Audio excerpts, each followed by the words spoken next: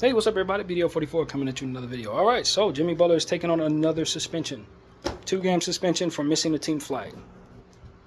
This war between him and the Miami Heat is crazy, man. I'm not going to lie to you. I don't know what's going on with the potential of a trade being made to facilitate him to Phoenix. Now that Phoenix has 3 first-round picks to move around, maybe have somebody that will take Bradley Beal in Milwaukee. If you're asking me, I think they should move him as soon as humanly possible.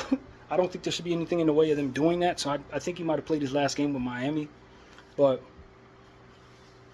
I personally think the Miami Heat have made a mistake. In a sense that they are now piling up the reputation of being very difficult with players who have either leverage or maybe a certain ego about them. And some people are going to be very pleased with that stance, especially in the era of player empowerment. They see that as a very positive thing because it's like you got to take back your team from these players. And we had a conversation about that in the previous video where the Lakers kind of given LeBron a lot of opportunity to make decisions for the team that may not be good for the franchise future, and maybe they're hearing the pressure to do things for him that may not be good for the future. And so there's a world where this is very good, that you draw a hard line with players that are being insubordinate, and you make sure they understand who's boss, and maybe that works. Maybe that's the wisdom there. But on the flip side, I do think there could be a world where you end up pushing away people who would potentially sign with your team because they're concerned you're going to give them trouble they maybe wouldn't get somewhere else. So there's a give and take with that. And I wonder if the take is a little more than give. And I'm just wondering. I don't know. I'm not sitting here saying that I'm certain they're going about it the wrong way, but what I'm saying is, in a world where teams are willing to do a lot of things for superstars, where your Milwaukee's are letting, Giannis's brother stay on the team, the Lakers are letting LeBron's son play on the team, no trade clauses coming Bradley Beal's way from Washington. I don't have to put up with you, Miami, not giving me the leverage the rest of these teams are willing to do. Phoenix willing to pay us no matter what for going all their future. You can draw a hard line, but you have to understand that you are also competing with teams that are going the other direction and letting players do whatever they want. And while you can draw that hard line and establish that you're not like that, you're also not going to have the things that would otherwise come your way if you wouldn't draw that hard line. And some of those things are worth having. Some of those things could be the difference between winning a championship and not. Some of those things could be the difference between you having a souped-up basketball team that's better than the field and you making somebody else stronger. So I don't know if the approach is going to work in the long run. I think Miami has drafted pretty well lately. Jaime Jaquez. Highsmith has been good for them. Khalil Ware looks like he's going to be a stud.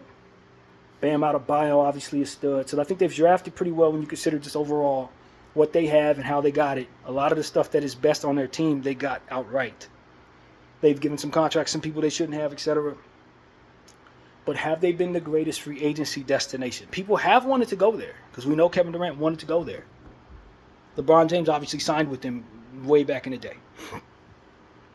So did Chris Bosh. So, Miami as a city is going to draw franchise level talent to its market. But if I'm a franchise level talent and I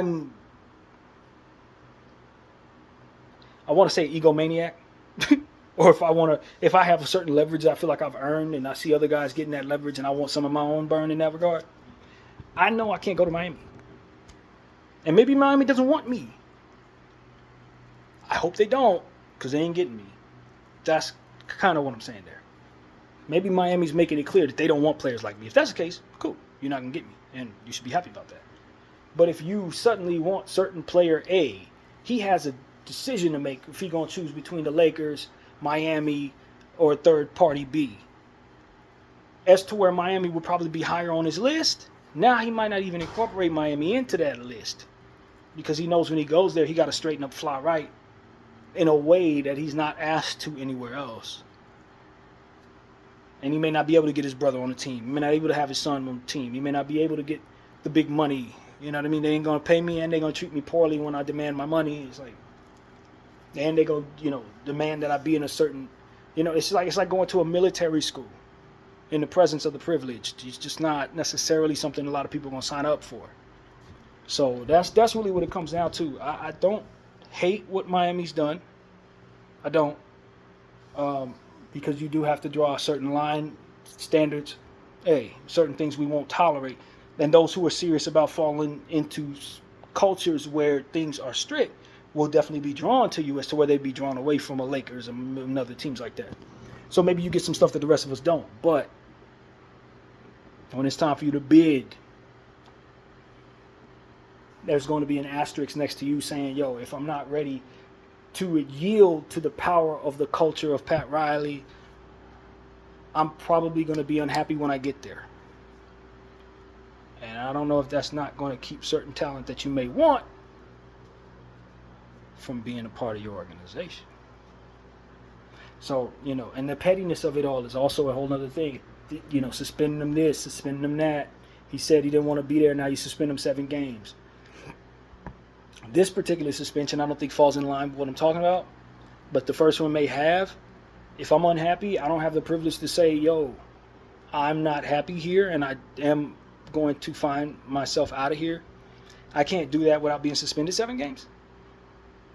Now, mind you, meaning Jimmy Butler, who's helped you get to 2 NBA finals, put up some legendary numbers in your uniform and has been there for about 7 or 8 years. Not just me, random dude coming off the street wanting to put on the Miami uniform and act a fool. No, somebody who's pretty much earned his keep doesn't have the right to express his unhappiness or displeasure with circumstances as he sees fit.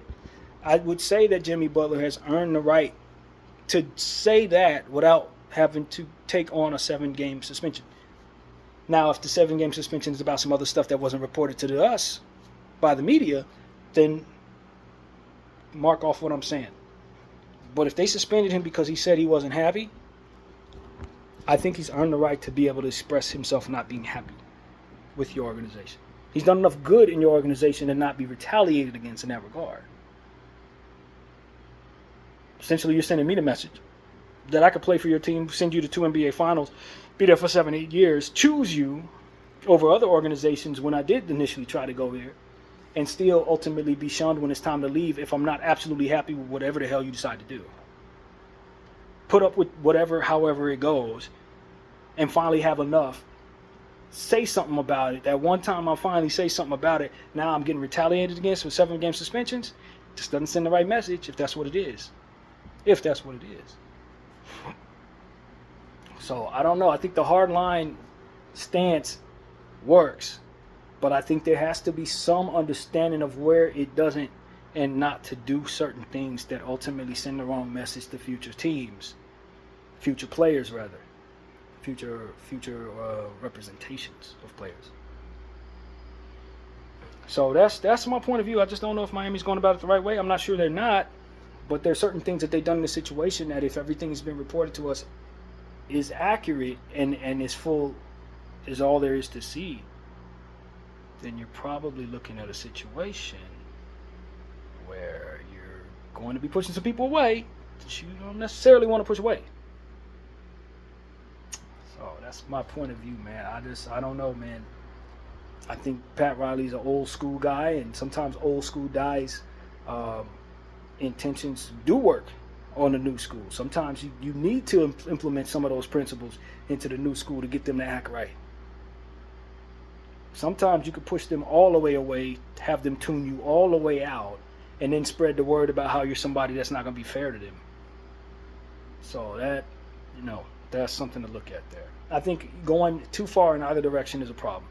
If you're going too far in the player empowerment direction, and as I said in my last video, have the team being eaten alive by the leverage of the talent on the team, you've gone too far. If you go into the point where you're drawing a hard line and you're not respecting that the guy is put in 8 years and 2 finals appearances in your team and countless conference finals as your leader, and he wakes up one morning and just says, you know what, I do want to get paid a little more and I'm not happy here and they're not willing to pay me that, and then all of a sudden he's getting all types of suspensions, being treated like an outsider, that's when you've gone too far in the other direction, in my opinion. BDL 44, I thank you all for watching.